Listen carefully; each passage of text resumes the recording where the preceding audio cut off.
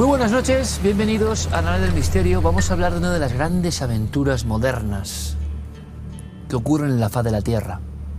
Aventuras humanas y donde, claro, pasan cosas. Pero nadie hasta ahora había preguntado por esas cosas. Todo se había quedado, digamos, en la capa externa de lo deportivo, el triunfo, el éxito. Miren, yo no sé si, porque no lo tengo muy claro, pero creo que les conté esta historia. Una de las grandes epopeyas que tienen que ver con eso de que aparece una extraña niebla, una luminaria en mitad de la noche y de alguna manera se pierde la conciencia, la noción del tiempo, esto nace en un rally mucho más humilde del que vamos a hablar. Un rally que se hace en Sudamérica en 1978, un viejo Citroën GSA preparado que iba siendo iluminado por los focos potentes que iban delante de los coches Mercedes y que en un momento dado pierden la perspectiva, se quedan abandonados en mitad de la nada. Y yo creo que se lo conté. Ven una luminaria, una luz, algo extraño, no es ningún vehículo, flota. Y este GS Citroën, que como ven apareció en toda la prensa sudamericana, dará como un salto. De ahí nace la historia esa del salto en el espacio-tiempo, sea lo que fuere, ocurrió en ese rally. Y yo siempre me he acordado de la historia. Y cuando mi buen amigo José Antonio Ponseti me decía, ¿sabes que estoy investigando en el Dakar? Claro, él es una de las personas, yo creo que la primera, que nos hablaba de este deporte hace muchas décadas ya. Parece mentira, pero es así. Y me dice, ¿pero tú me conoces? No, digo, sí, claro que te conozco, hace siglos.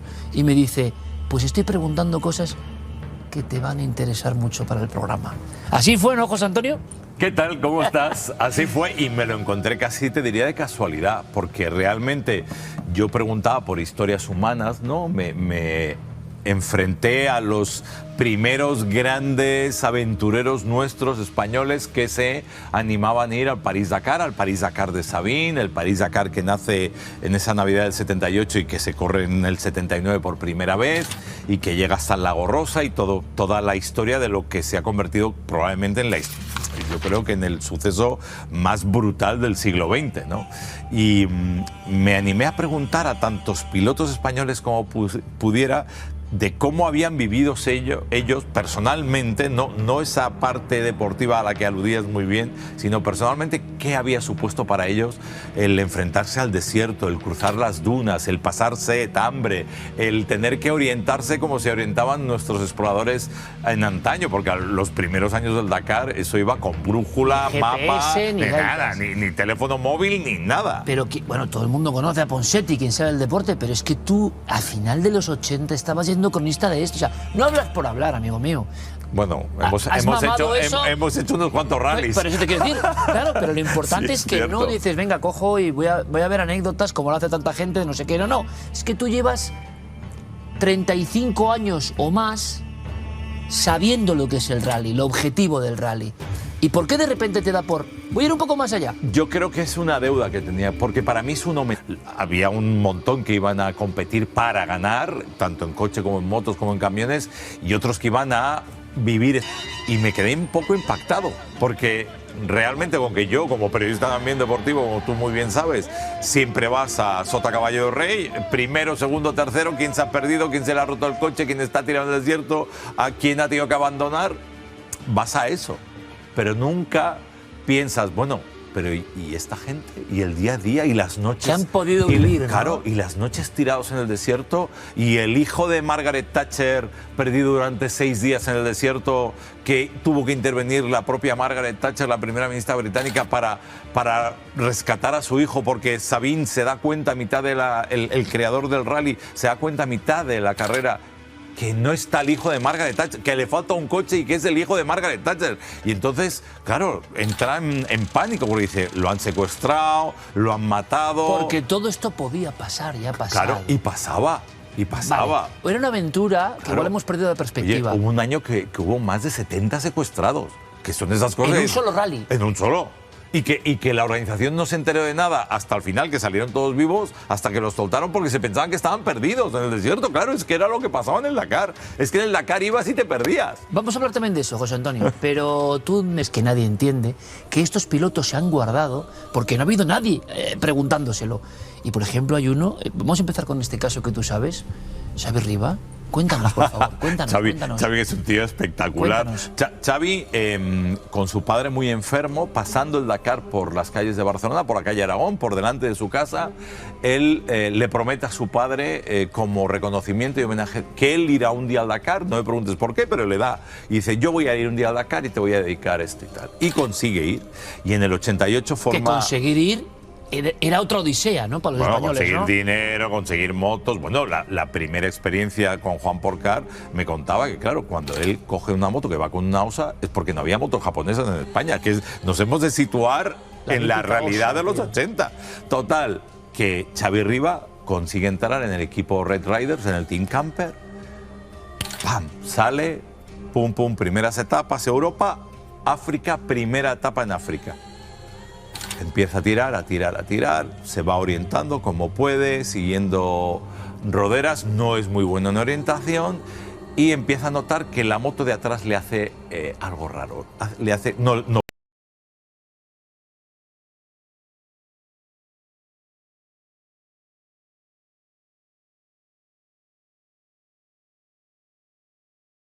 va, se le va la rueda, algo pasa. Mira una vez, mira dos, y a la cuarta vez, que ya está empezando a anochecer, se da cuenta que se le están rompiendo los radios de la rueda.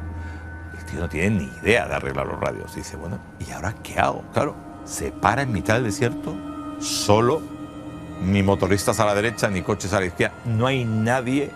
Y dice, pues hasta aquí he llegado y a ver cómo salgo de esta.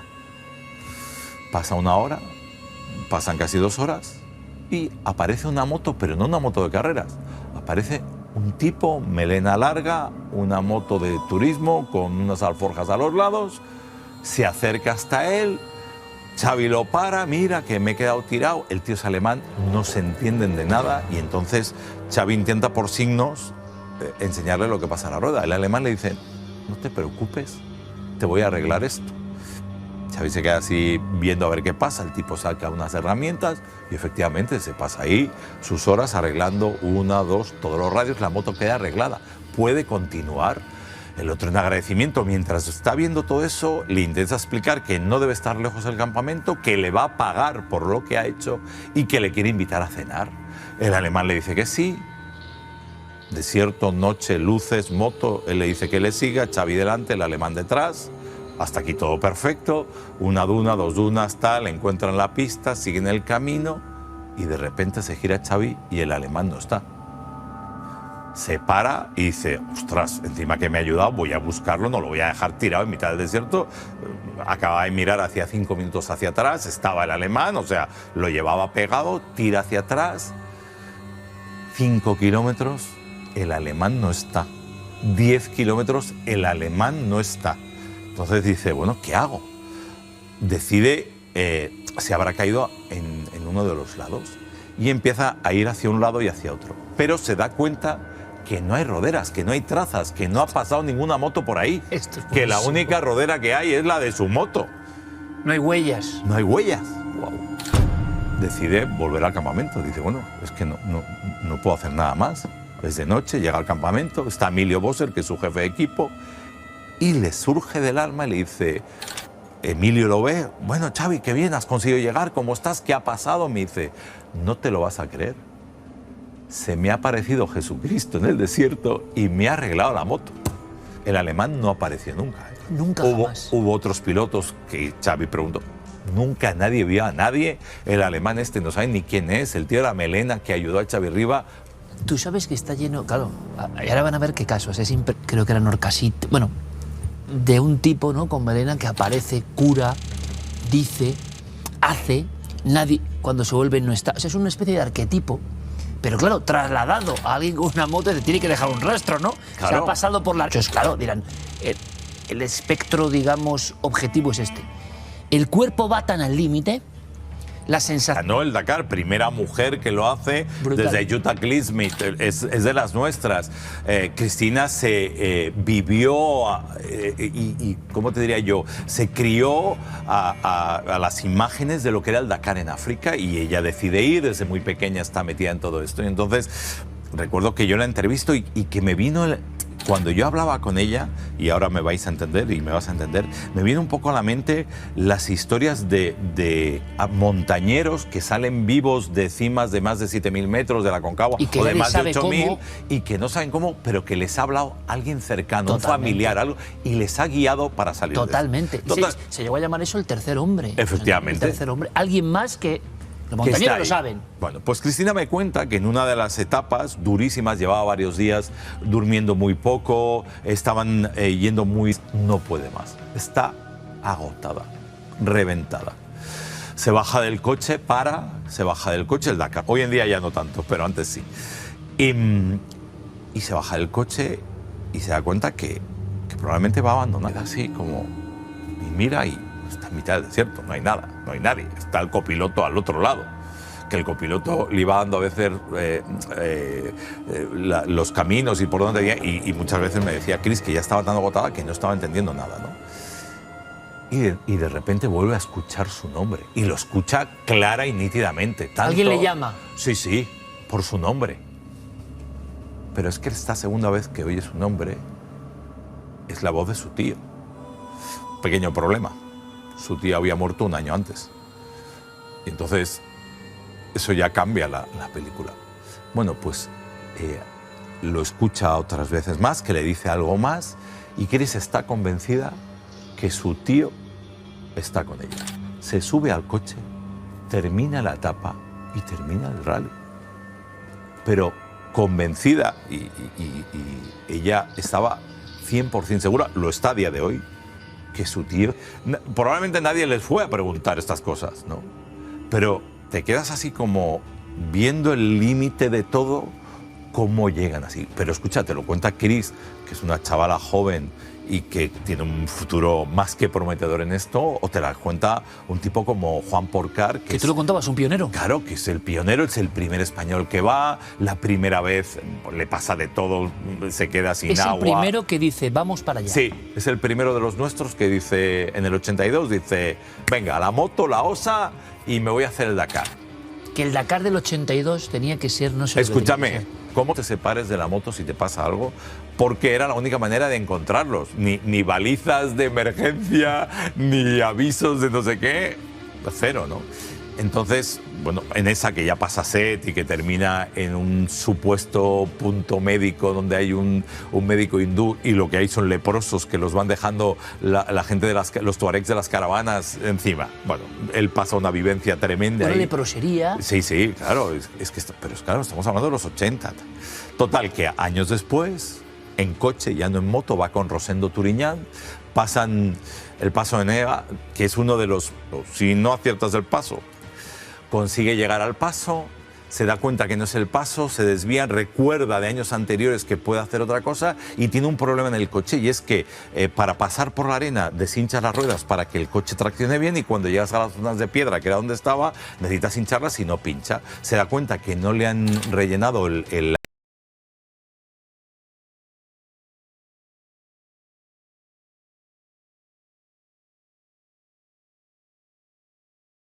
aire comprimido para rellenar las ruedas, y decide apostar por otro camino. Y se va por otro camino, inicialmente va con otro piloto también que le sigue, que es Hubert Oriol. Hubert Oriol no se atreve a continuar por donde van Rosendo y Juan, y ellos siguen solos en mitad de la nada. Que era meterte en... puedes no volver nunca. Claro, porque además te separabas del rally para intentar encontrar ese camino. Bueno, ellos saben que en el kilómetro 80 tiene que haber una pista, y esa pista les tiene que llevar el campamento. Este es el dato que tienen. Pero aparte de eso, nada ni nadie. Llega un momento que están sobre el kilómetro 80 y no ven nada. Es cierto que había llovido días antes y que eso podía haber cambiado el terreno.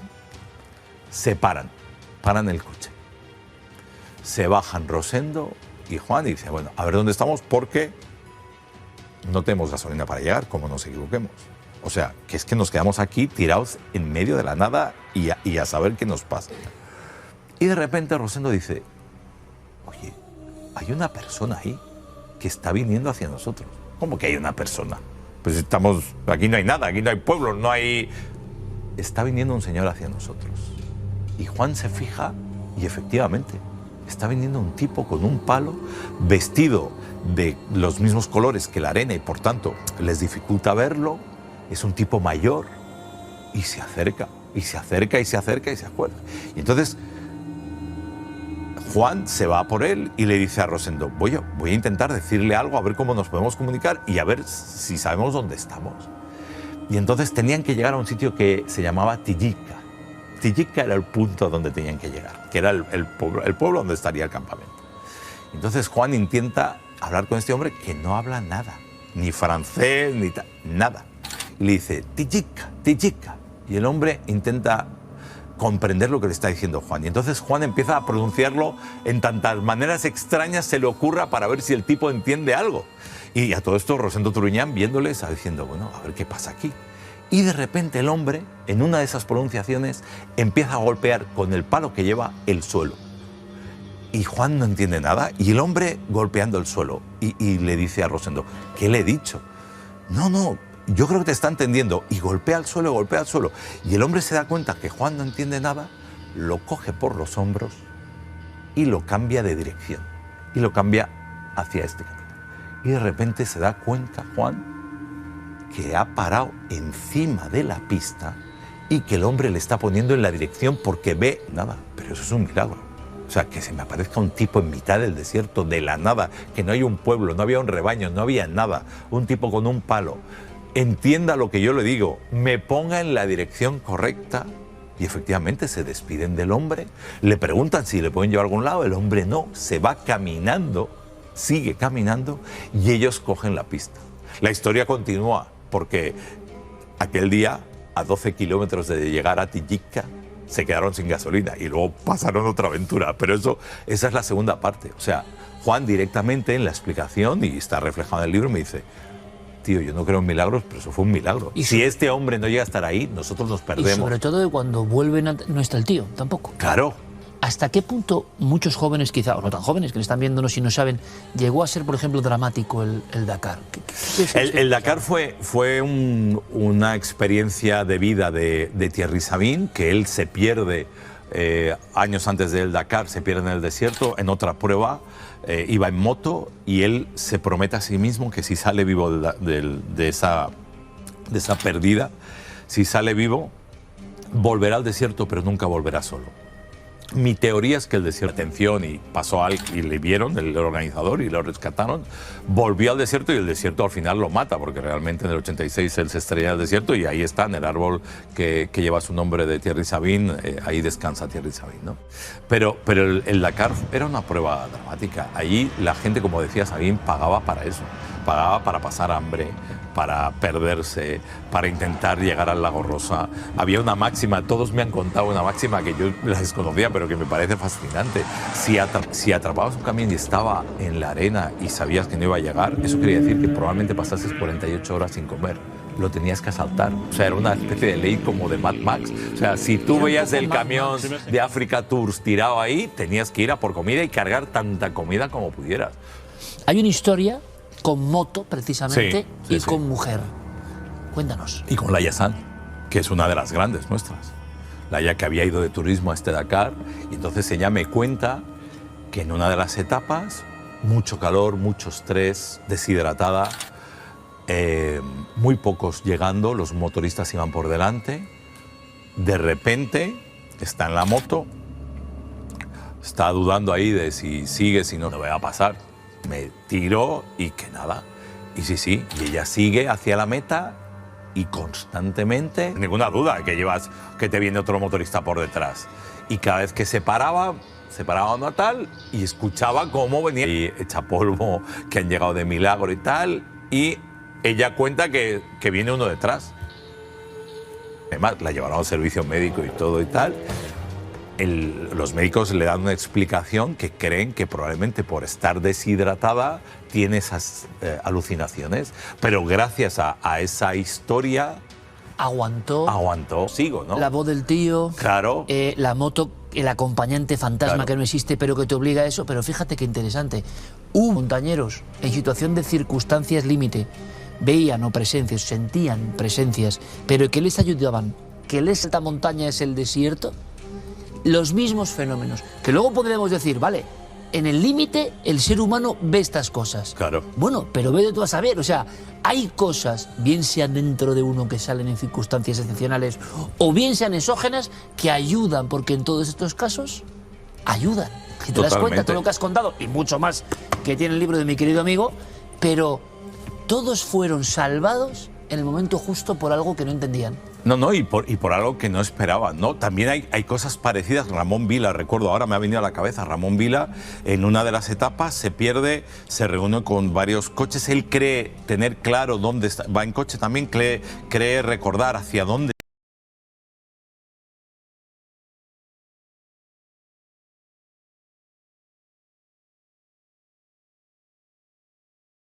Cree recordar hacia dónde está la pista y por dónde está pasando el rally y que tienen que ir para ahí. Y entre ese grupete, que hay varios españoles, hay un coche de japoneses. Y entonces Ramón le dice, confiad en mí que yo os llevo y yo os voy a llevar hasta donde pasa el rally y vamos a llegar a final de etapa. Llevaban horas en la noche, todo tremendo, y llega un momento que se paran y los japoneses les dicen que no, que él no va bien, que está equivocado, que tienen que ir por el otro lado. Y Ramón les dice, no, estáis confundidos, no vayáis hacia allí porque hacia allí es la nada. El rally tiene que ir hacia el oeste, hacia donde os estoy llevando. Los japoneses no le hacen caso y se van hacia otra dirección. Y él con el otro grupo de coches llega y consiguen llegar a final del rally. Te puedes que yo no sé qué les pasó a esos japoneses. Desaparecida, que ha desaparecido.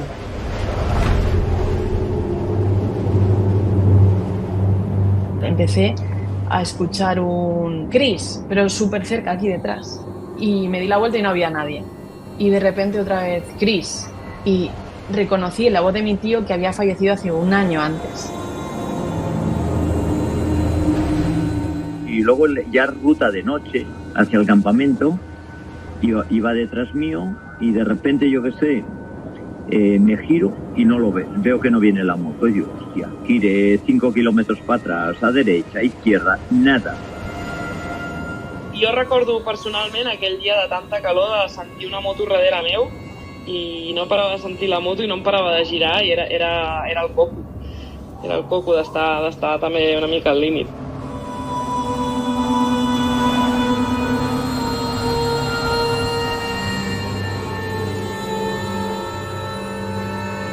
Pues una maravillosa crónica y un homenaje, y por supuesto con elementos de misterio en la soledad y sobre todo cuando casi todo, fíjense otro elemento, José Antonio, cuando casi todo parecía que íbamos aquí en un GS, tú y yo. Sí. En el GS del año 78, ¿El preparado. de las luces? Sí, el presidente ya traigo el GS aquí. Un GS y unas luces en mitad de la oscuridad y algo ocurre. José Antonio Ponseti, cronista, y repito, desde los 80 finales, parece mentira, ¿eh? Ha llovido ya. Ha llovido mucho, está siempre eternamente joven, pero final de los 80, David Lynch. Me fascina David Lynch.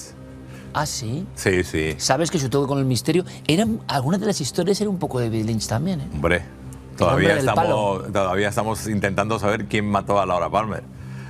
Voy a contar un par de historias. Gracias como siempre, compañero. Gracias a ti. Vean qué personaje viene a continuación al pantallón que se va a convertir en una vieja morgue. Véanlo.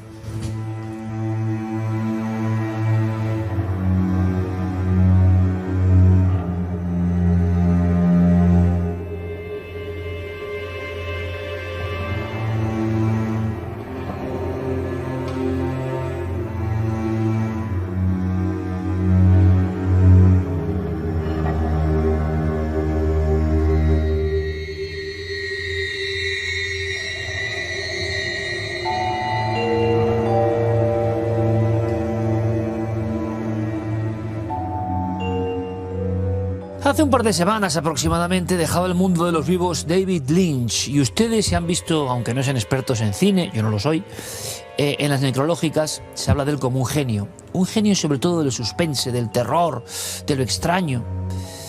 Contracultura no lo sé porque tuvo un enorme impacto en la sociedad, no solo norteamericana. ¿Se acuerdan de Twin Peaks?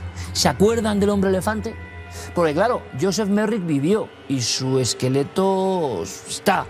Y aquí hay una pieza emblemática para Cuarto Milenio. Hemos hablado del caso de este hombre que se convirtió en celebridad, que murió por el peso de su propio cráneo y que estaba asaeteado por el síndrome de Proteus. ¿Por qué le interesó a Lynch este personaje, esa película en blanco y negro, que tanto impactó luego en personas como Michael Jackson? En fin, es como un vector importante en la contracultura americana, sí, de lo enigmático. Pero es que la historia de David Lynch con lo bizarro, lo extrasensorial, lo sobrenatural, va mucho más allá, pero mucho más allá de Twin Peaks, de Cabeza Borradora, del Hombre Elefante, de... ¿Quieren conocerlo? Un auténtico experto se ha zambullido en esos expedientes Lynch y yo sé que tanto si les gusta o les gustaba este creador como si no, esto les va a interesar mucho.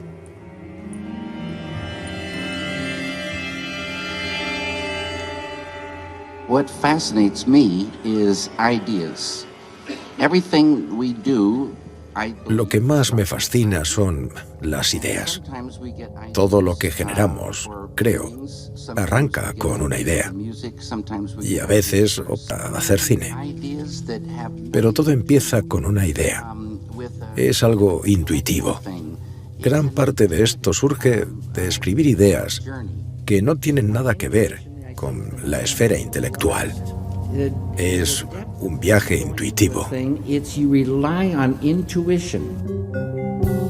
Gran experto en este creador de universos, nuestro compañero Javi Pérez Campos. Bienvenido como siempre. ¿Qué tal, Iker? Buenas noches. Insistías e insistías e insistías.